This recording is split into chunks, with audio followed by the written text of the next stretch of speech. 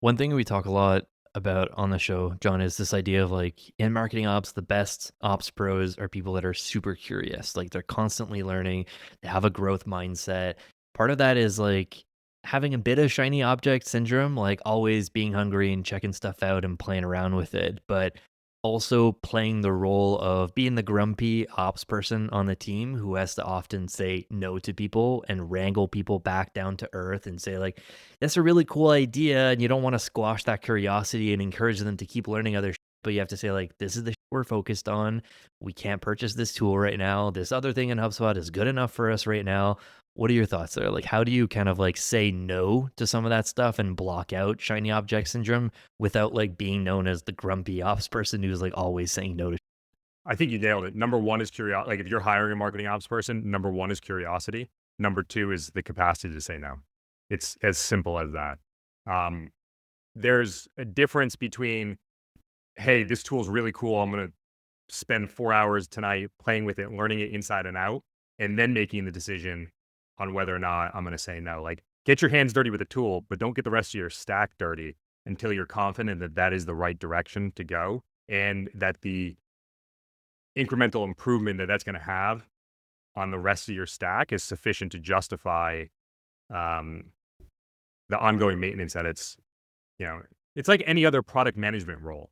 You're you're constantly in this decision of build vert buy, right? Where to implement pre-built solutions into your existing product versus building from scratch. And then the other side is every time you say yes to a feature, it's not the whatever 100 story points or 3 weeks of dev time to build the feature.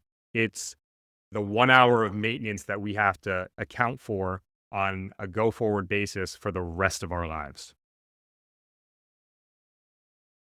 Yeah, such a good point. The whole, build versus buy debate is a whole other, like, sub-debate that we could go down on, but that's Yeah. probably But I a think about separate it the same way. episode. Like you're building your as a marketing ops person, you're building your stack and Yeah.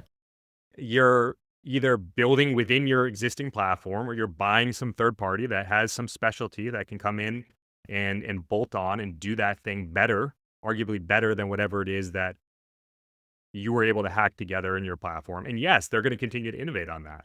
Hopefully in the same direction that you know their product vision aligns with your needs. Can't guarantee that, but hopefully that's the case. And that's one of the things you'll flesh out in the evaluation process.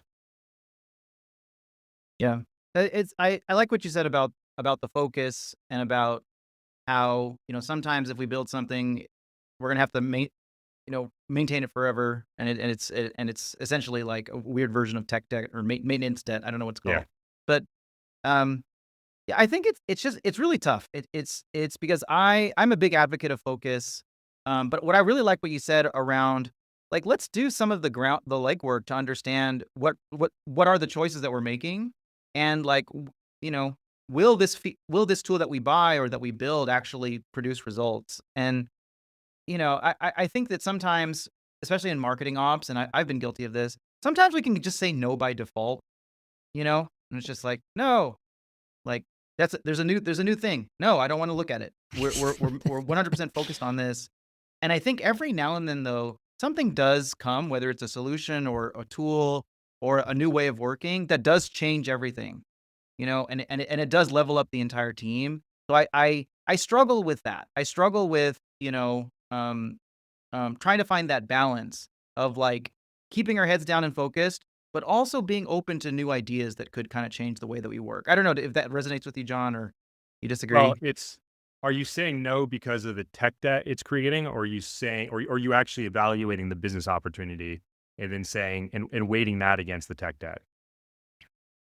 I I think that, like, for example, at work, like, I'm investigating new tools that could, um I wonder if my team's gonna listen to this, but I'm investigating new tools that could, like, improve the personalization of our campaigns Mhm. and, like, increase the speed in which we do A/B testing. And a lot of people on my team are like, "We don't even have time for that kinda stuff." And I'm just like, "Okay, I get it. I love how focused you are."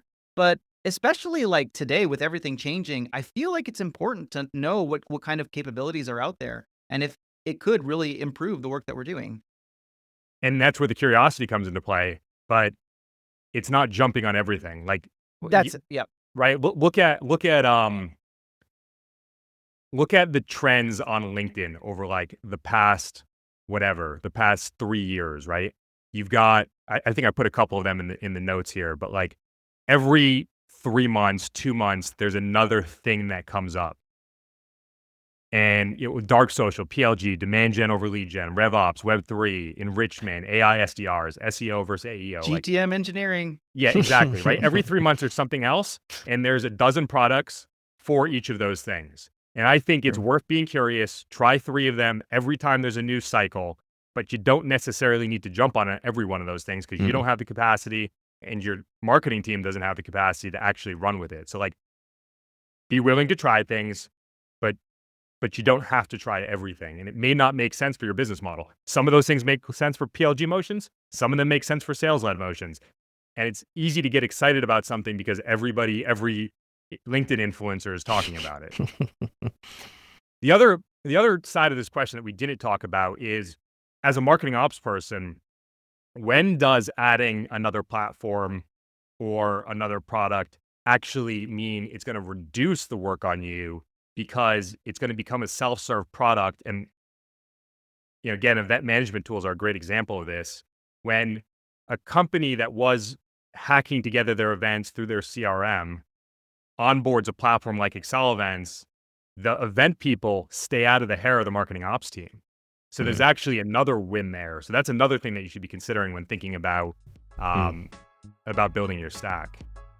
Yeah, sometimes adding a tool doesn't mean always adding complexity and more time. Sometimes it's that you're doing manually already or breaking things together that's gonna like save you a bunch of time.